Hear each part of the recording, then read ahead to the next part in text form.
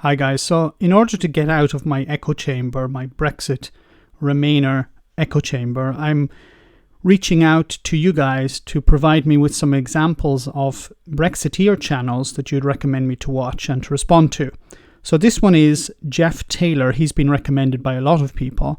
So we're going to watch one of his videos. I'm not going to watch, I'm not going to respond to all of it because it's 14 minutes long and my response video would mean that this video would be much longer. But I'm going to respond to probably the principal arguments he's presenting in order to support his position. So let's hear what he has to say. Midnight tonight marks what I believe will turn out to be the roaring 20s for the UK. The next 10 years will see the UK transformed as... Okay, the roaring 20s. We don't look back at the 1920s in a very positive way because at the very end of the 1920s, all of the gains were completely wiped out because of the Wall Street crash of 1929. So maybe he's referring to how all the gains that the UK has achieved over the years being a member of the European Union means they're all going to be wiped out on Brexit Day. But maybe that's not what he's implying. As it shrugs off the last of the rusty EU shackles and the realisation dawns that we really can go it on our own. And the very first few years will be crucial in the formation of a once again proud and prosperous, but more importantly, sovereign UK. Okay, but what evidence do you have to present that it will be prosperous? Because all of the data we have been presented with, and I'm not just talking about Remainers presenting data, I'm also talking about the government presenting data. The government had set up Operation Yellowhammer for the event of leaving the European Union without a deal, and it's looking more and more likely that's going to be the case. So the government have said that it's going to be extremely damaging economically. Now, this isn't Remainers talking. This isn't Project Fear. This is the government, the Conservative Party that is ran its campaign on getting Brexit done. And they have said that it's going to be extremely damaging to the UK. Now, I would like to know where Jeff is getting his evidence from that convinces him that everything is going to be much better. And while the pro-EU rejoin campaign flounders in the past, the rest of us can get on and make Brexit work for the country and for us. How? Can you give an example of how this getting Brexit done will help the country and us? An example of how people can get Brexit done, how getting on will improve anything. So over the next 31 days, do not waste your time arguing about the merits of Brexit with the Remainers and soon-to-be rejoiners. Because you don't have any arguments. I haven't heard any arguments as to why Brexit is going to be good. Well, I've heard comments, I've heard rants, but I haven't actually heard any evidence. Because as of the 1st of February, the rejoiners are the ones that must make their case for the UK to rejoin the European Union. They must make the case for paying the EU billions every year. They must make the case for joining the euro. They must make the case for open borders within the Schengen zone. And actually, I agree with you on this. If you want to rejoin the European Union, you have to make a reasonable argument. Now, you haven't presented a reasonable argument as to leave the European Union. You've talked about shackles and rusty shackles and freedom and sovereignty, even though you actually have sovereignty at the moment. Parliament is sovereign. Okay, maybe not in your opinion, but reality doesn't respect or reflect your opinion. But having but sorry, I just wanted to finish that point. Yes, they would. Is someone saying we would need to rejoin would need to present an argument, and unfortunately, their argument would not be as strong as remaining. Remaining is the best position the UK has. Leaving is a disaster. The government has said it's going to be a disaster. The governor of the Bank of England has said it's going to be damaging to the economy. So these people have said it. On the other side, we have Jeff and his opinions. Now, rejoining, yes, you would need to present some reasonable arguments. And unfortunately, rejoining would mean you're in a worse position than you are now. At the moment, you are a fully privileged member of the European Union. From the 31st of January, you will no longer be that. So rejoining, yes, you would need to present reasonable arguments as to why it would be better to rejoin. Probably the basic one would be, well, we wouldn't be damaging our economy by leaving. The vast majority of UK voters will not be listening to those rejoiners. Which is quite ironic because the vast majority of voters voted for candidates who supported Remain. Now, because of the first past the post system, Boris Johnson won. It's not because Boris Johnson didn't win because he won the most votes. He won because the system permitted that. If you look at the breakdown of the votes, most candidates who are supported Remain, they received the most votes. Now, it doesn't mean that they won their seats because of the problem of first past the post. But if you're talking just about bare raw data of votes, well, Remain won. And also, if you looked at any polling regarding Remain and Leave, Remain was gaining. Now, you can disagree with polls, and polls are polls, but the actual results in the last election point to an increase in the support for Remain. What the rest of us have to do is move ahead and work to make the best lives for ourselves in the UK that we can, because by just doing that, we will make a success of Brexit. So you make a success of Brexit by believing in Brexit. This is what he has said here. If we move on and get on with it, we will make it a success. So this is back to the Brexit is a religion once again. If you believe in Brexit, then it will work. This is the same argument that was being made back July and August. You need to believe in Brexit. Believe more in Brexit. James O'Brien was talking about people believing in Brexit. And here we have it once again. And when I say the rest of us, I mean everyone in the UK. Workers, managers, directors, civil servants, teachers, police officers, those that legitimately come here for safety or for a better life. Everyone. Even bankers, estate agents, traffic wardens and politicians. The UK is a wonderful country and we should rightly be proud of it. And we should be proud... Then why do you want to destroy it? You're saying it's a wonderful country and we should be proud of it. But why do you people want to break it up? Why did you support a candidate, Boris Johnson, who wants to put a border in the Irish Sea, who wants to destroy the Union, who wants to drive a wedge between England and Scotland? Why did you support it? You're talking about the UK is a wonderful country, but you people want to destroy that. You want to destroy that union by cutting off Northern Ireland and driving a wedge between Scotland and England. To fly the UK flag, proud to sing the national anthem and be proud of who we are. Which means absolutely nothing. I care more about actions than feelings. Yes, I'm proud because I sing the national anthem. I'm proud because I hang a flag in my bedroom or whatever. That doesn't make you a patriot.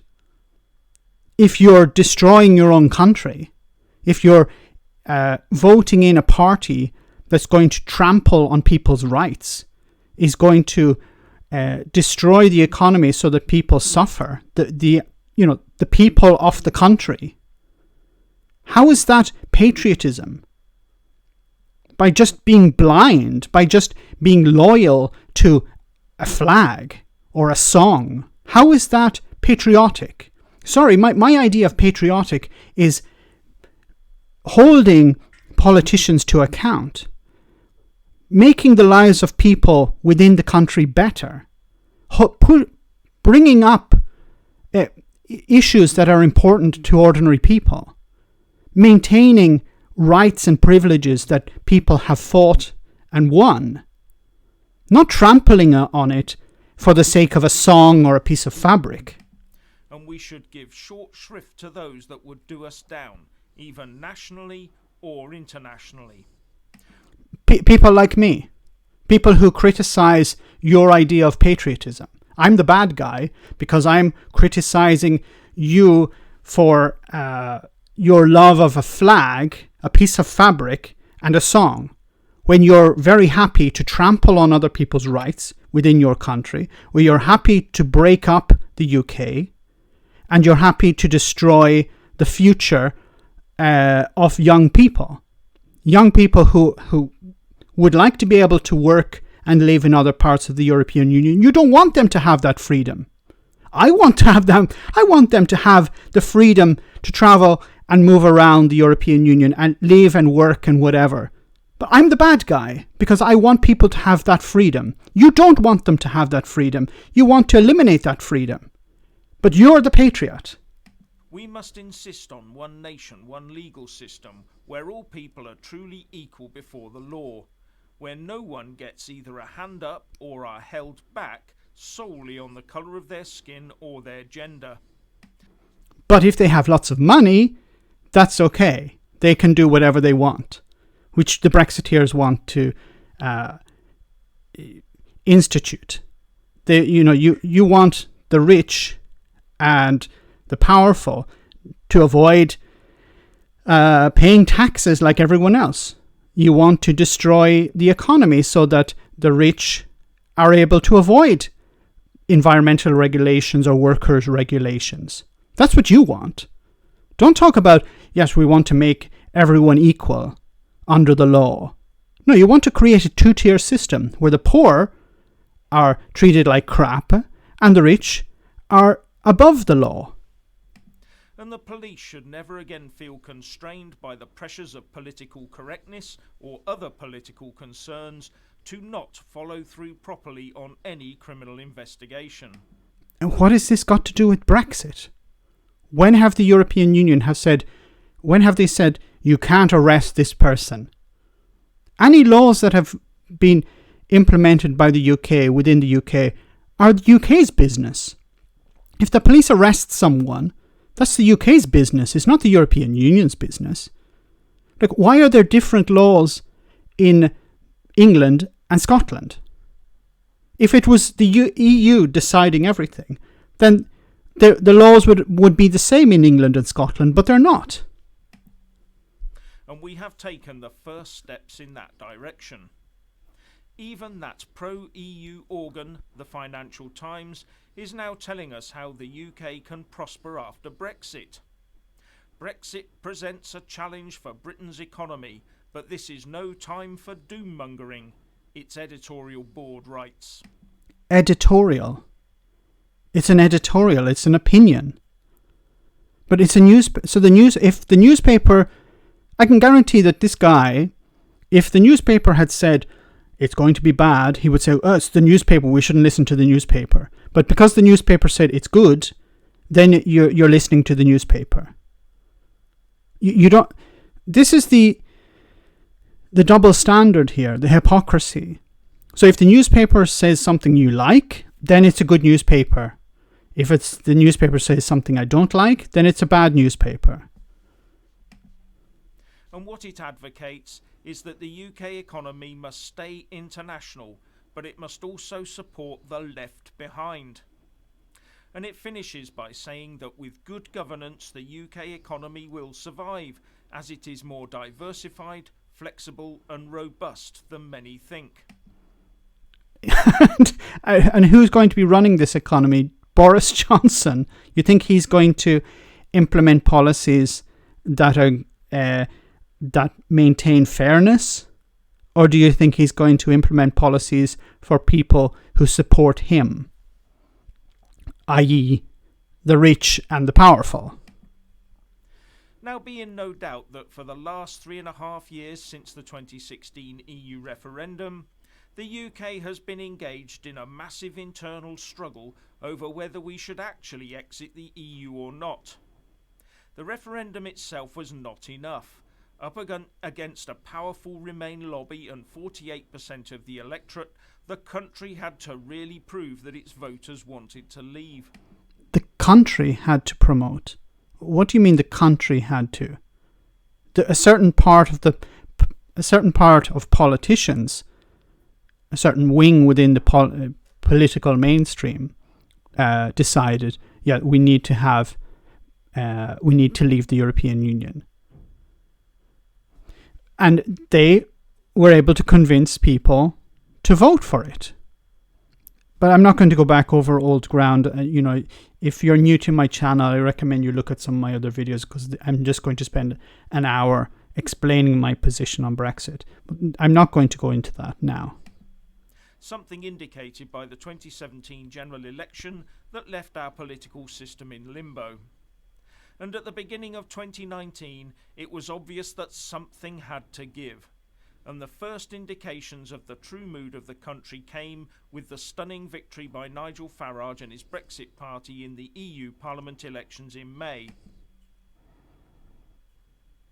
I'm sorry, there's an ad coming up here. I don't have any control over. Is the review page where I feel like a lot of... Okay. And by the time of the general election on the 12th... So he sorry about the ad there. So he said that the Brexit result was the huge result for the Brexit party within the European elections. Okay, but what about the Brexit result in the Parliament elections? They won 0 seats. But if they won so many seats in the European election, why did they lose out in the general election? Could it be because there's a different system? Could it be because in European elections people vote in a different way? Many times people vote in the European elections because it's proportional representation and they like to give the incumbent a bloody nose. They like to, in a sense, punish the main parties, the mainstream parties. This happens, it's not just in the UK, and it's not because of Brexit. People in the European elections normally vote against the mainstream parties, especially if there's a moment of turmoil. And in the UK, the last 3 years have been a moment of turmoil. So, the reason that the Brexit party did well is because people wanted to give the government a bloody nose and the mainstream parties a bloody nose. It's not because of Nigel Farage's policies. If you ask people, what did you want Nigel Farage and his party to do for you in the European Parliament? Oh, get Brexit done. Yeah, but that's nothing to do with Brexit. There's nothing to do with getting Brexit done. Like, you're voting for them because they're a protest vote. You don't vote for Nigel Farage for him to reform the European Parliament, to represent the people of the constituency. He's there as a protest vote. That's all. 12th of December, just 19 days ago, the position of the UK electorate had become crystal clear. Without that clarity, I think we would have slowly been re-immersed into the EU, something I suspect the voters also knew. Re-immersed? Jeff, you understand you're still part of the European Union. See, there's this... I don't know if Jeff doesn't understand it, or he's pretending not to understand it, but he's presenting this idea that the UK is something separate. And this is something you hear a lot from people like Nigel Farage and Brexiteers in general, that the UK is something separate from the European Union. I'm sorry to bust your bubble here, Jeff, but you're not separate from the European Union. You're part of the European Union. That's why you're leaving the European Union. You can't leave something that you're not part of. But you try to play this game. It's a type of, not a word game, but a psychological game with listeners or viewers, where you present the idea that the UK is separate, but also a part. And, the European Union is the bad entity. It's the bad guy. It's something that imposes upon us. It restricts our privileges and our freedoms. No, but you are part of that.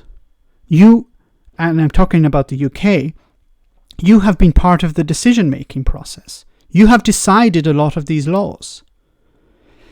So this video is going on a lot longer than I wanted, but I think I've covered most of the main points that Jeff is talking about. I'll come back to Jeff another time. So let me know in the comments, guys, if you agree with what I'm saying, if you agree with what Jeff is saying. But I'm going to link to his original video in the description so you can watch it yourself. But I'm not seeing a lot of new information here.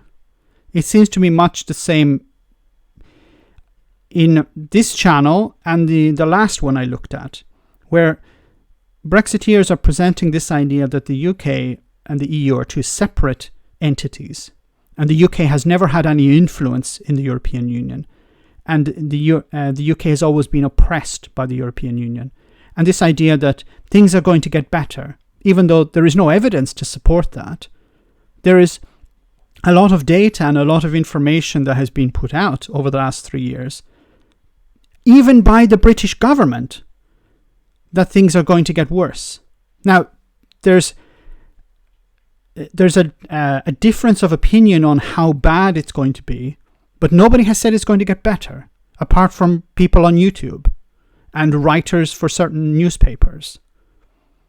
But the experts, I'm sorry, I know this is a dirty word for a lot of people, but the experts have been saying that things are going to get worse. And don't just believe me. Look at the government data, the government predictions. The government itself, the British government, has said things are going to get worse. So if you don't believe me, please don't take me as gospel. I'm just a 2-bit YouTuber. But look at the data that the government has put out. Look at the data that the governor of the Bank of England has put out.